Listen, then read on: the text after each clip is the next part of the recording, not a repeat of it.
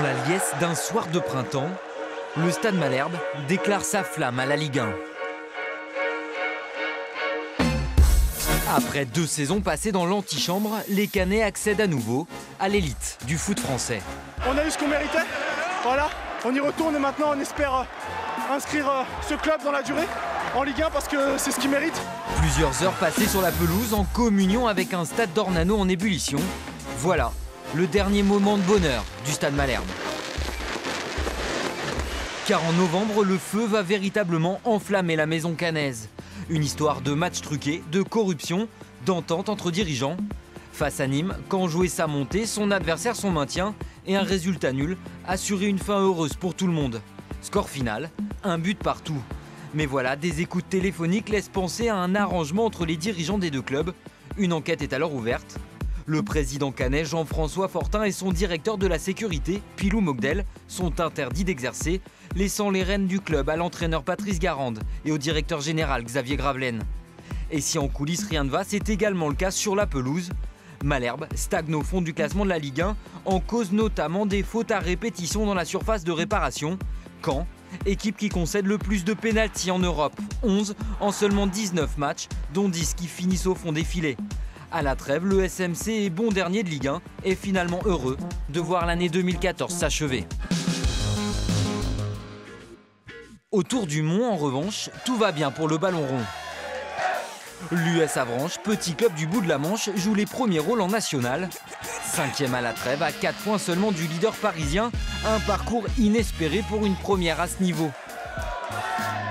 Et comme ils ne sont jamais rassasiés, les joueurs de Richard Désiré tracent également leur route en Coupe de France.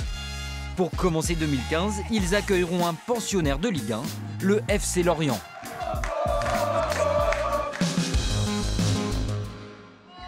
Autre ballon rond, mais plus petit celui-là.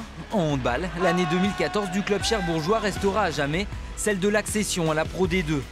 Vice-champion de National 1, l'équipe du Nord-Cotentin s'est offert un aller simple vers le monde professionnel. Un aller simple, car aucun retour n'est attendu en 2015.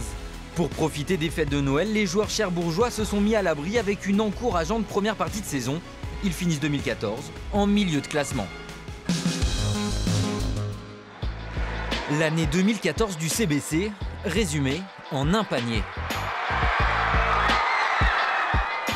En finale des playoffs, les Canets s'inclinent au buzzer et anéantissent leur rêve d'accession après une saison dominée de la tête et des épaules. Un panier qui donne encore à réfléchir. En fait, tu vois, sur ce dernier match-là, on mérite pas de gagner. Parce que si on revoit l'histoire du match, on est à -15, à quelques minutes de la fin. Et il y a un retournement de situation qui est à peine imaginable. Parce que si Boris il ne jette pas sur tous les ballons, il ne vole pas tous les ballons, on ne revient pas. Et là, on est à 4 secondes de la fin. Je suis en train de me dire, ben, maintenant qu'on est revenu, ça y est, le vent il a changé de sens et on va gagner quoi en fait. Et quand je vois la dernière action, je vois que Fabien il donne une aide un peu trop importante. Et je me dis, eh merde, lui il n'en a pas mis un le vendredi, il fait que des briques. Et là celui-là il le marque, il tombe assis par terre, il le met. Et je dis bon ben voilà, c'est raté pour cette année.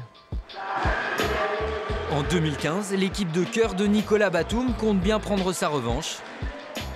Il suffira juste de tenir quelques secondes de plus.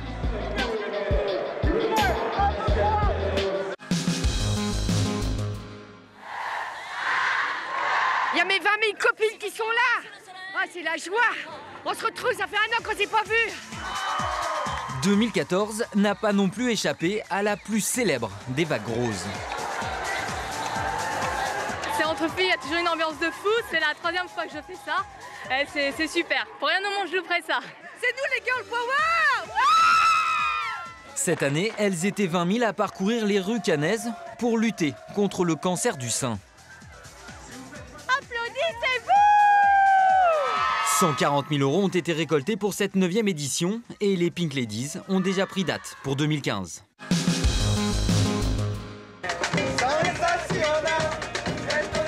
Des délégations venues du monde entier rassemblées en Suisse normande.